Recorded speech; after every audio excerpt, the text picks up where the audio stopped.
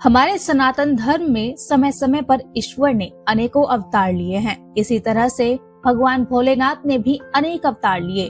भगवान भोलेनाथ का सबसे पहला अवतार उनका रौद्र रूप वीरभद्र अवतार था। वीरभद्र का अवतार भोलेनाथ के रौद्र रूप का प्रतीक है। इस अवतार से हमें बहुत कुछ सीखने को मिलता है। आइए समझते हैं इसके बारे में विस्तार से।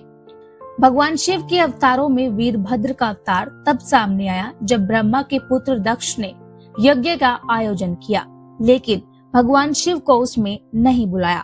सती, जो भगवान शिव की पत्नी थी, वो भी दक्ष के घर में अपमानित हुई और इस अपमान से दुखी होकर उन्होंने अपने प्राणों की आहुति दे दी। जब भगवान शिव को ये खबर मिली तो उनका क्रोध 7वें आसमान पर था। उन्होंने अपने सिर से एक जटा उखाड़ी और उसे पर्वत की चोटी पर पटक दिया। उसी पल उस जटा से एक महाक्रुद्ध रूप में वीरभद्र प्रकट हुआ।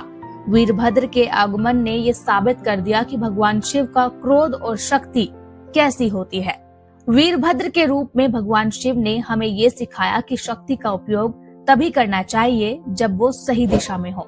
वीरभद्र का रूप उस समय की परिस्थितियों के हिसाब से अत्यधिक रौद्र था, क्योंकि सती का अपमान भगवान शिव से सहन नहीं हुआ।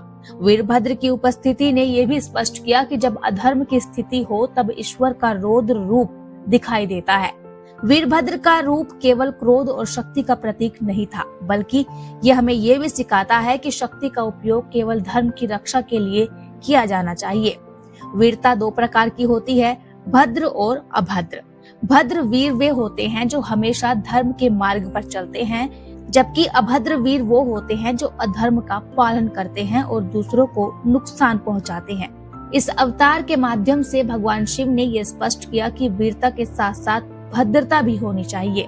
वीरभद्र अवतार हमें शक्ति और उसके सही उपयोग के महत्व को समझाता है। भगवान शिव के इस रूप ने हमें ये सिखाया कि किसी भी परिस्थिति में धर्म की रक्षा सर्वोपरि होनी चाहिए और शक्ति का उपयोग हर स्थिति में संयम और विवेक से किया जाना चाहिए।